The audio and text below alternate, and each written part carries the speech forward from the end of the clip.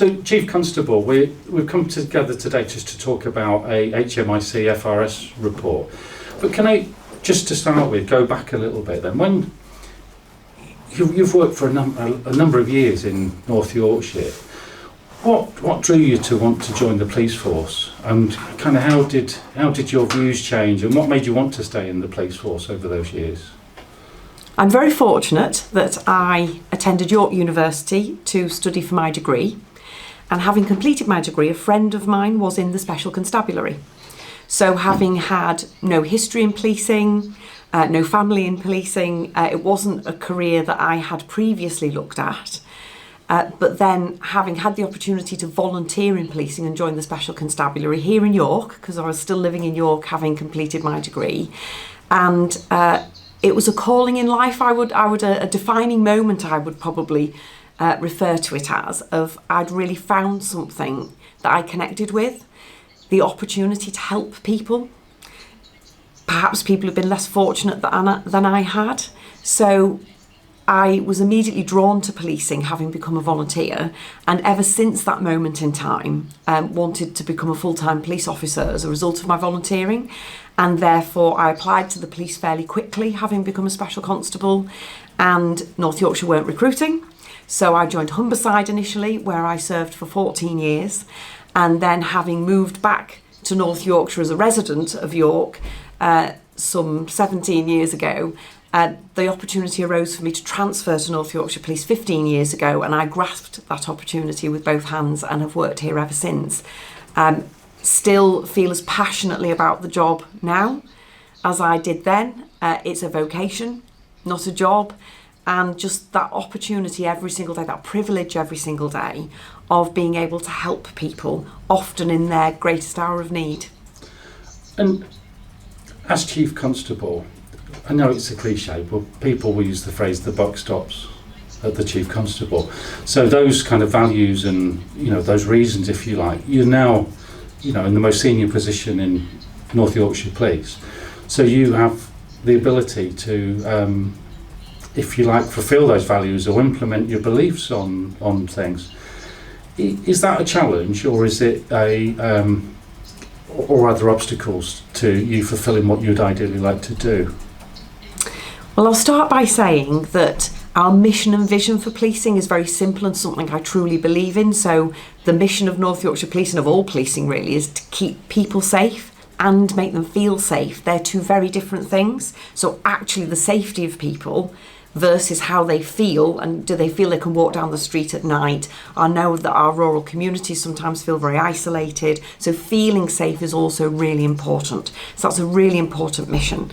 And in terms of North Yorkshire, being safe and keeping people safe, we're one of the safest places in the country. So we have, as per September last year, so obviously the statistics move and different forces move up and down, but the statistics to September last year show that North Yorkshire Police had a 58.6 crimes per 1,000 population against a national average of in the 90s somewhere. And so we're a really safe place. We're one of the safest places in the country. So moving on from that, the vision, therefore, to keep people safe and make them feel safe is we have to deliver an exemplary service, an exemplary policing service, in order to keep people safe and make them feel safe. So that means to me, it has to be a bespoke service, because if it's going to be very good, it's got to be very good to meet the needs of the individual person, because everybody needs something different. There are vulnerable people, there are people who perhaps are not so vulnerable that need a different service from the police when they call us, and at different times of their lives they need a different thing from policing. So it's got to be fit for purpose for that person who picks the phone up to us at that moment in time. It has to be in partnership. We can't do it alone. So lots of the services we deliver involve local authorities, health, fire, other agencies, lots of charities, because the problems that we try to resolve for people in society are not just problems that the police can solve. So it's really important that we work in partnership to get the best possible safety for people, because that might be mental health, for example, that we can do the initial crisis management, but they need the health service to help them beyond that. The other aspect of an exemplary service for me is it has to be everything we do. So not just the bits that touch the community. So the yellow jackets on street corners absolutely has to be an exemplary service. But to put those yellow jackets on those street corners, we need people in our HR departments that recruit effectively. We need to give them the kit and equipment that they need, the training that they need, the continuous professional development. They need welfare support services, they need vehicles, they need uniform. So all of those things that sit in the background are essential to that machinery, enabling us to deliver the very best service to the public. I think we can achieve, as a Chief Constable, it's my job. I'm accountable to make sure, it's a privilege to be the Chief Constable. I want to make sure that we deliver that exemplary service as a result of the things that we've just talked about. And at the moment then, we've got a HMICFRS report that's not just for North Yorkshire, so there's reports on a number of forces, and North Yorkshire is by no means sort of being singled out as being the only force criticised, but it's got the headline, you know, asking for immediate changes from North Yorkshire. And when you read the report, aspects of it have said needed improvement, aspects are adequate, and aspects are good.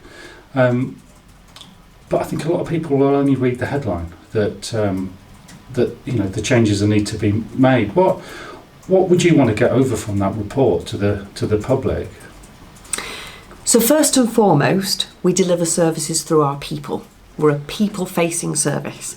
And I'm really pleased that the Inspectorate found that we treat people with fairness and respect. That's so important in society today with some of the challenges that we see in the headlines. And that our people who work for us, they care about North Yorkshire Police. They're proud to work for North Yorkshire Police. They care about the communities that they serve. They're dedicated, they're committed to their jobs. And they found that that was good. They found that we work in partnership really well, that we engage with the public well through our neighbourhood policing and our problem solving, and they're all really critical things that keep our public safe. However, there are significant improvements to make, and we were aware of a lot of those gaps and actually declared those gaps to the Inspectorate when they came in and worked with us last year. It's a continuous cycle. I'm very grateful to the Inspectorate and their team that spend time with us and help us to improve and deliver a better service to the public. So in order to deliver that exemplary service, we need to take note of the report. We need to make those improvements, and we already are. So when we had the hot debrief in October last year, we immediately took action to put in place an improvement plan. And we're already starting to see the improvements. So although the report is being published now, I'd like to reassure the public that those improvements are already well on their way 5 months in from the hot debrief. We didn't wait for the report to be published in March. We acted in October when we got the initial information. So we've already improved our call handling for 3-9s. So you'll have seen the league tables. I'm sure the public are interested in them. In July last year, we were at 46% of 999 calls were answered within the 10-second time that we would like to answer them in under 10 seconds. We should be aspiring to good and outstanding, which is more than 90% of those calls being answered in that time. Our latest statistics in February this year we're at about 72% of those calls being answered. So we've already invested in staff into the control room and training. The Commissioner has invested £1.85 million into us making those improvements, and we're starting to see those improvements deliver a better service to the public. There's a mention in the report about our fleet and it not being fit for purpose and the staff not having the kit they need to get to jobs.